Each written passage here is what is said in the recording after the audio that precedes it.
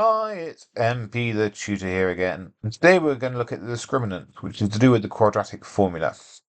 And the quadratic formula is when ax squared plus bx plus c equals 0, x equals minus b plus or minus the square root of b squared minus 4ac all over 2a.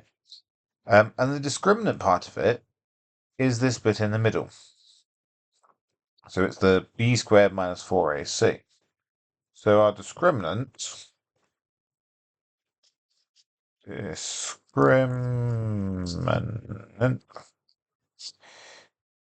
the b squared minus 4ac. The discriminant is that b squared minus 4ac. And as you can see, we now have some graphs which I've drawn on the page. And the top two graphs, these ones up here, that is when you have two real roots.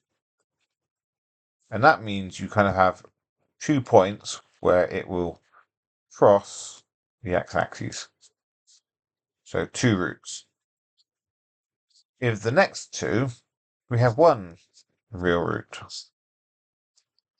And that is this point here or this point here. So the bottom two is where there is no real roots. So what does that mean to do with the discriminant? Well, the top is when you have your b squared minus 4ac is greater than 0. So when you think about the quadratic formula, and you get your minus b plus or minus the square root of b squared minus 4ac, we've got there. If I've got a positive value as our discriminant, that gives us a number for our square root, and therefore you have a plus and minus, which gives you 2 answers. If our b squared minus 4ac equals 0, then we end up with the square root of 0, which is 0. And then you have plus and minus 0, so that's not really any different. So in fact, you have your b squared minus 4ac equals 0, gives you one answer to our quadratic equation, which also means it only touches the x-axis at one point, doesn't go through it. Now, the only other option left is our b squared minus 4ac is less than 0. And this, if we go back to the quadratic formula, well, if the bit in the square root is below 0, you don't get an answer. So the square root of a negative is not possible, and therefore there are no solutions to that quadratic. And that means basically it does not equal 0 at any point. It doesn't cross through the x-axis. So if our discriminant, there we go, stay on the page. So you got your b squared minus 4ac. If it's got 2 roots, that discriminant is greater than 0. If there's 1 root, it equals 0. And if there's no roots, then it's less than 0. So let's look at this first question. So find the discriminant and state the number of roots for f of x equals 2x squared plus 5x minus 3. Well, our discriminant is our b squared minus 4ac, where a is the number of x squared, which in this case is 2, b is the number of x's, which is 5, and c is the number of units, which is minus 3. And all we really do here is plug in our values. So you have 5 squared minus 4 times 2 times minus 3. Well, 5 squared is 25. And then minus 4 times 2 is minus 8. Times that by minus 3 is a plus 24. Which then that equals 49. So our discriminant equals 49. And this means because it's positive, it has 2 real roots. So a positive discriminant gives you 2 real roots. So let's have a look at this next one, which is basically the same, but find the discriminant and the number of roots for f of x equals 4x minus 10 minus 5x squared.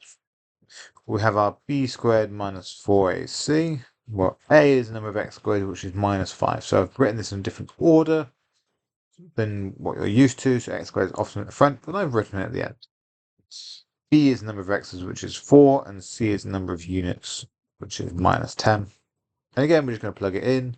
So you have b squared, which is 4 squared, minus 4 times minus 5 times minus 10. Well, 4 squared is 16. Minus 4 times minus 5 is 20. Times up by minus 10 is minus 200. And then you get that equals minus 186. So our discriminant is equal to minus 186, which means there are no real roots. So this graph or this equation will not cross the x-axis. Find k given x squared plus 8x plus k has one real root. So because it has one real root, that means that our b squared minus 4ac equals 0. Where a in this case is 1, b equals 8, and c equals k. So we have 8 squared minus 4 times 1 times k equals 0. Well, 8 squared is 64, minus 4k equals 0. Well, that means it's 64 equals 4k, and therefore k is 64 divided by 4, which is 16. So we just have k is 16. Nice and relatively simple. Find a given a squared plus 10x plus 5 has two real roots. Well, what does that mean? Well, that means our b squared minus 4ac is greater than 0.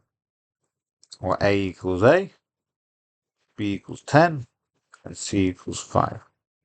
So we have 10 squared minus 4 times a times 5 is greater than 0. Well, what is 10 squared? Well, 10 squared is 100. Minus 4 times 5 is 20, so you have 20a is greater than 0. We're going to put the 20a on the other side.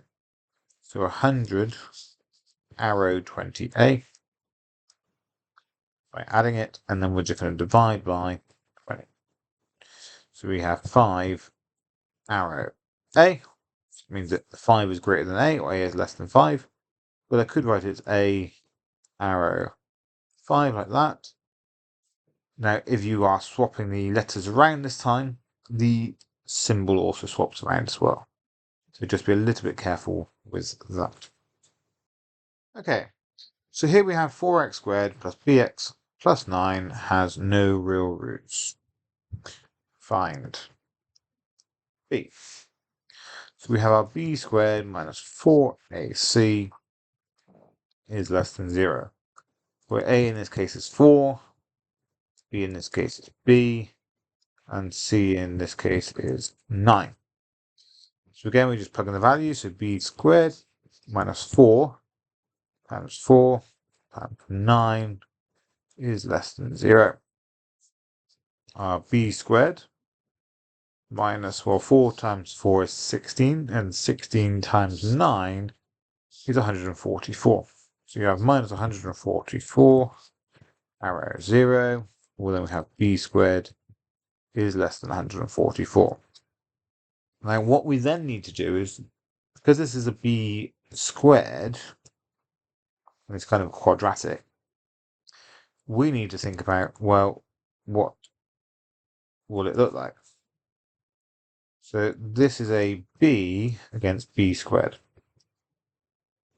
And when b is at 12, our b squared is 144. But also, we are going down, and you get to minus 12 as well. So when you if you just square root it when b is less than 12, well, that doesn't actually work in this case.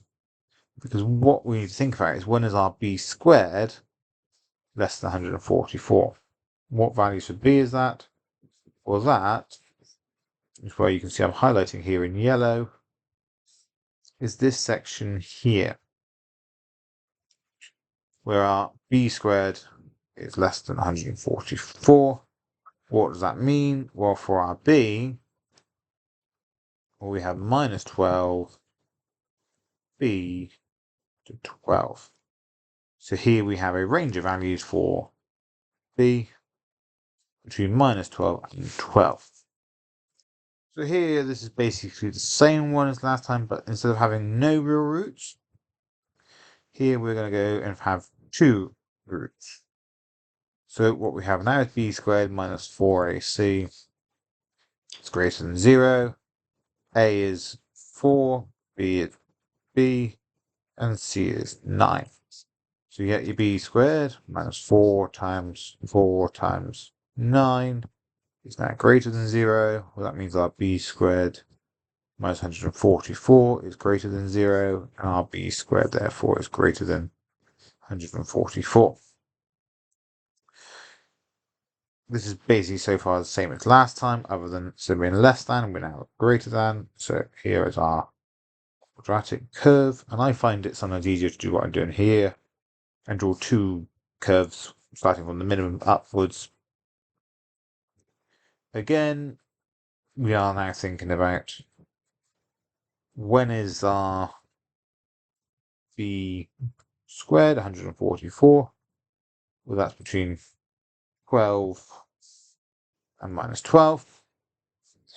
But now we're asking when is it greater than 144? Well, that's this bit of the graph in yellow and this bit in the graph over here. So here we have two separate sections.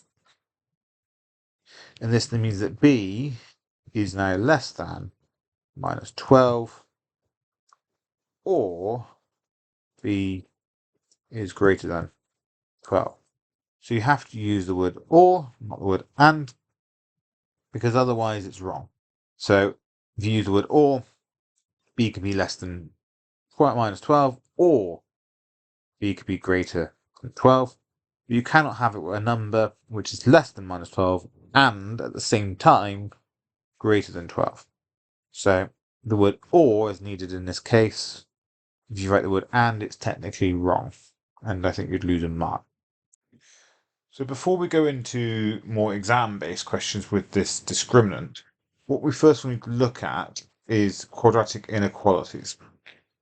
So we could have something like x squared plus 3x minus 10 is less than 0. So what we do is we first go x squared plus 3x minus 10 equals 0. And this actually factorizes with an x plus and an x minus.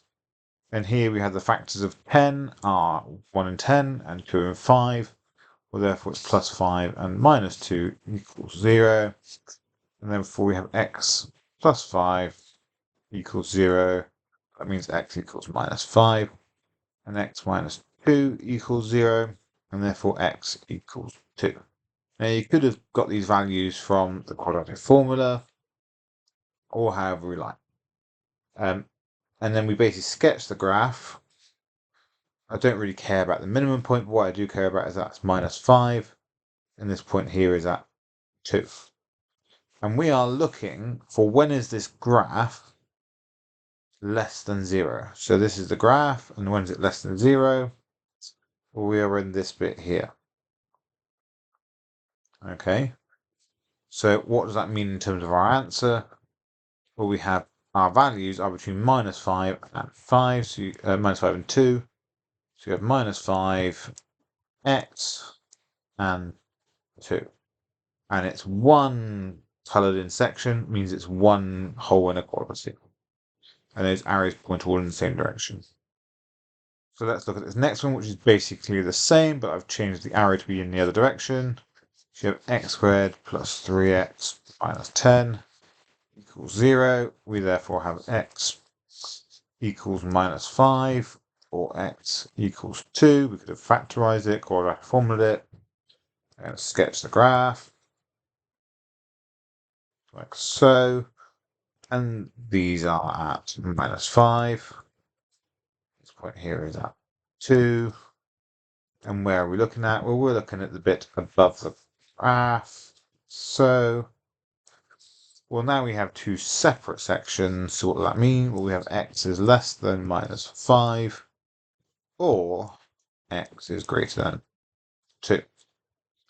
Now, what you'll need is to be able to do these things, to be able to solve some of the questions in exercise 2G.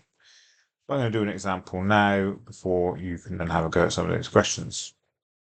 So this is a more typical question where we have 3x squared plus m plus 2 in brackets x plus m has two real roots. Find the possible values of m where m is a constant. We have our b squared minus 4ac is greater than 0, where a equals 3, b equals m plus 2, and c equals m. So what we're going to do first of all is going to plug in our values. So we have m plus 2 squared minus 4 times a, which is 3, times m, which m is greater than 0. We're going to expand out that bracket, so we have m and 2, well that gets you m squared, 2m, 2m, 4. So what we have is you have m squared plus 4m plus 4. And then here we're going to have, you've got the minus 4 times 3 times m is minus 12m, arrow 0. So let's make this a little bit better. So you've got m squared minus 8m plus 4 is greater than 0. What we now have is a quadratic. And although it's not x, it's now m. Other letters are available. They could use k, they could use whatever they like. But here we're going to use a quadratic formula for m squared minus 8m plus 4 equals 0. So we have minus b plus or minus the square root of b squared minus 4ac all over 2a, where a equals 1, b equals minus 8, and c equals 4. So then we plug in our values, and we have minus 8, which is just 8, plus and minus the square root of 8 squared, minus 4 times 1 times 4, all over 2 times 1. So what you'll get is you get x equals 4 plus 2 root 3. We then scroll back through, turn that to a minus, and you also get then x equals 4 minus 2 root 3, which, just for a little references, that is 0.5359 roughly, and this one equals 7.4641. We are going to use the what's called exact form with a 4 plus 2 root 3, but just so we can sketch it nicer and more accurately, you kind of get an idea that they're both positive, where this is 4 minus 2 root 3, and this is 4 plus 2 root 3. And what we're doing is we have basically m and m squared plus 4m plus 4, and we're asking when is this graph greater than 0? Well, we have these bits here and these bits here. So what does that mean? Well, in terms of our m, so those actually shouldn't be x, that should have been m. So our m is less than 4 minus 2 root 3, or m is greater than 4 plus 2 root 3. So you have to be a little bit careful, because I did the same little mistake here on purpose, where I actually wrote x equals these things, where actually it's not x, it's m. So we here have to use our quadratic formula and or factorizing, but we also need to do basically inequalities with quadratics. So that would be needed for question 7 on exercise 2G. So why don't you have a go now at question exercise 2G? So I'm going to put the questions on the screen now. So there's first few questions there, and then next few questions now come up. And then in a moment, I will also be putting up the answers. So I'll get marking them, and hopefully that makes a bit more sense with regards to discriminants and having a go at those.